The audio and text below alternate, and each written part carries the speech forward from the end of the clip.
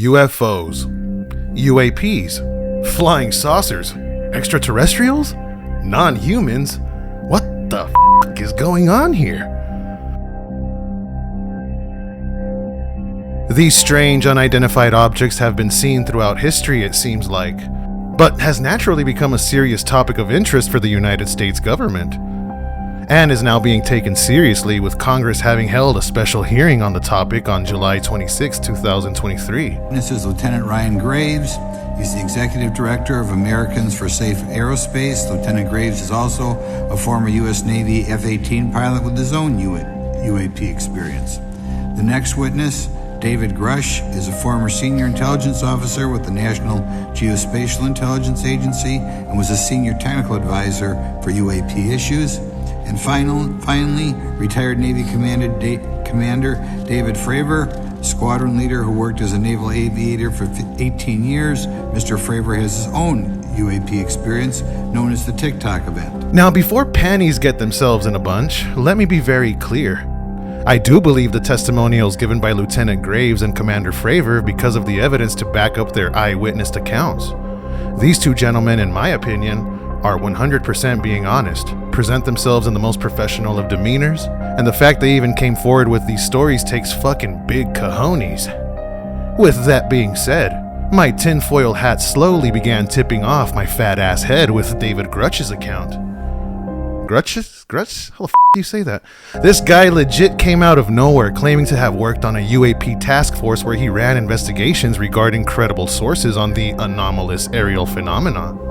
Several things threw me off with his story, the main being that most of his answers were vague and any of the more serious topics would be presented in a skiff. But what the hell is a skiff? All I know is it rhymes with Jif and I love peanut butter. Is David Grusch lying, or is he an American hero coming out with serious allegations? Ladies and gentlemen, welcome to the Scotch. Grab your non-human entities and let's find out whether or not we should believe David Grusch.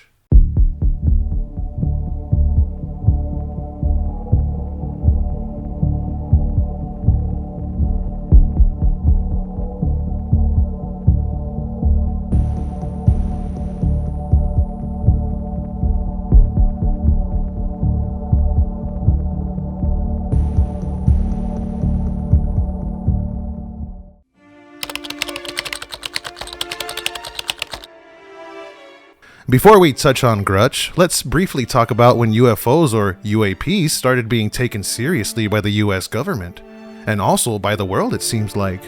It would be a New York Times article released on December 16, 2017, along with infrared footage of one of these tic-tac shaped objects released by the Pentagon.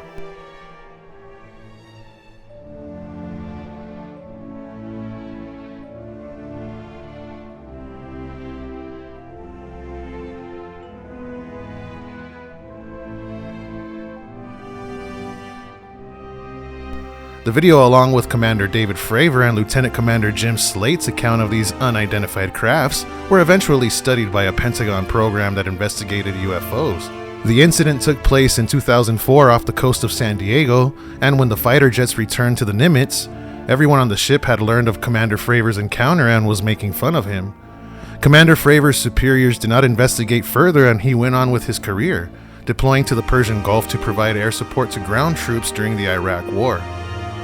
The New York Times would also publish an article in 2019 along with FLIR evidence involving a person by the name of Lieutenant Ryan Graves.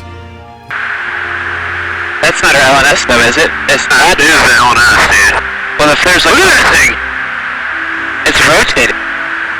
Graves had been a Navy pilot for 10 years and flew the FA-18 Super Hornet, with his accounts of these aerial phenomena happening over a span of several weeks in 2015. Graves' claims would be supported by the Go Fast and Gimbal videos taken off the coast of Jacksonville, Florida. The Gimbal video would have one of the pilots claim the object to be a drone. Dude, this is a fucking drone, bro. And would even claim to see an entire fleet of these aerial phenomena. Whatever these videos were, left quite an impression on very credible sources, who had evidence, others corroborating their stories, and even had eyewitnessed these objects. In a nutshell, this is the story of the modern UFO craze that people are taking seriously. So much so, these gentlemen presented their stories and evidence in a congressional hearing. But the man who stole the show and had most of these representatives direct their questions towards him is someone fairly new to the UAP public community.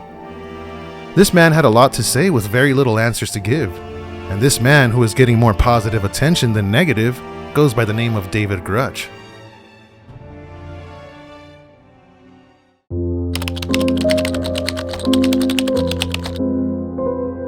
David Grusch appeared on everyone's radar with the release of his News Nation interview on June 11th, 2023. He had come from a blue-collar family in Pittsburgh, and his admiration for people in uniform prompted Grusch to join the Air Force, where he received an Air Force scholarship in physics. He was originally commissioned on active duty and served 14 years in the Air Force. He became a career intelligence officer. Grusch spent time on the ground in Afghanistan and other places he can't mention before rotating back to Washington, D.C.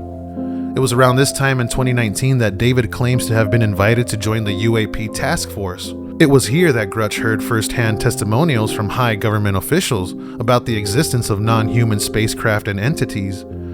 It's interesting to note that David Grusch has personally never seen anything to do with UAPs, at least a first-hand account. I was an intelligence officer for 14 years, both in the U.S. Air Force, both active duty, Air National Guard, and Reserve, at the rank of major, and most recently from 2021 to 2023, at the National Geospatial Intelligence Agency, NGA, at the GS-15 civilian level, which is the military equivalent of a full bird colonel. I was my agency's co-lead in unidentified anomalous phenomena and transmedium object analysis, as well as reporting to the UAP task force, UAPTF, and eventually, once it was established, the All-Domain Anomaly Resolution Office, AARO. In the News Nation interview, Grusch states that he's never personally seen non-human intelligence, but says he's spoken to enough people directly involved in what he calls the program that he's convinced it's real. I started out as a non-believer. I came to the problem as a hardcore physics guy, intel officer, he said. So I have, excuse my language, high bullshit factor. I was very methodical, interviewing people who didn't know each other and making sure this wasn't some kind of cover-up of some other program.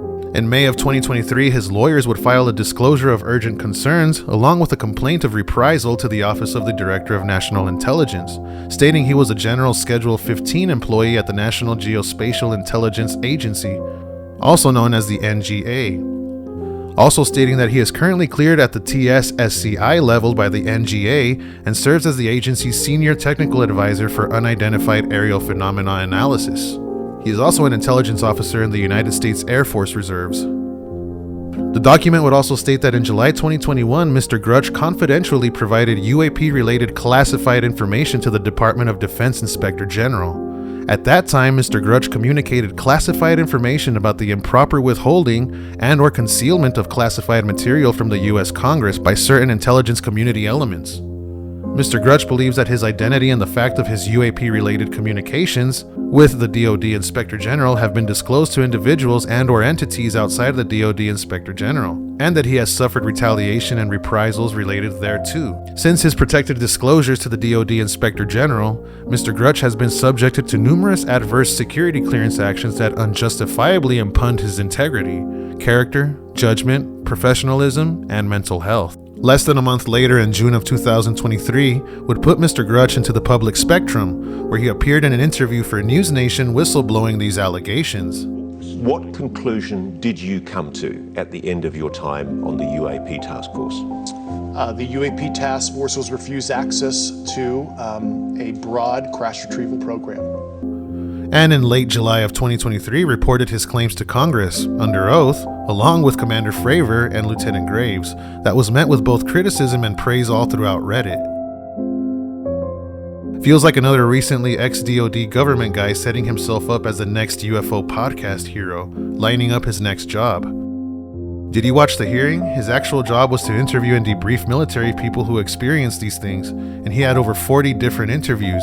You think 40 people lined up just to interview for this guy and fuck with him? His statements were crazy. The fact that his life has been threatened is crazy. And when you answer the question about if any have been murdered to keep this a secret with, I can only answer this in a classified setting, I think that says it all. Yes, if you are under oath and say no, it's probably a no.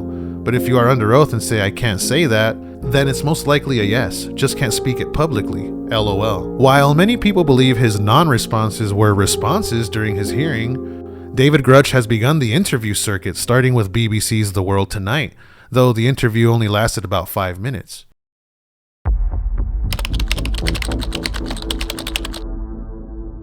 It's hard finding any evidence that corroborates David Grusch's stories, being that he's still fairly new to the UFO/UAP community. That's not to say I don't have any opinions of my own.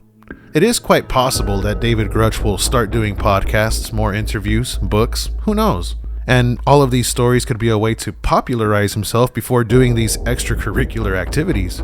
But the only person who knows the truth is David Grusch. It is also very possible that David Grusch is being 100% honest under oath, but we all know that raising your right hand doesn't mean much to some, and the fact that David Grusch is working on second-hand accounts kind of throws me off. Here's the thing. If he's lying or reveals classified information, he faces perjury. The fact he answers questions with, "I can provide that in a skiff," throws my human brain off and makes me question his story even further. Here's the thing.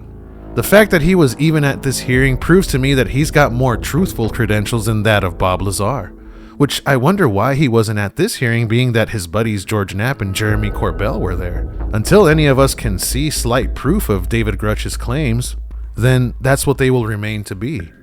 Just claims.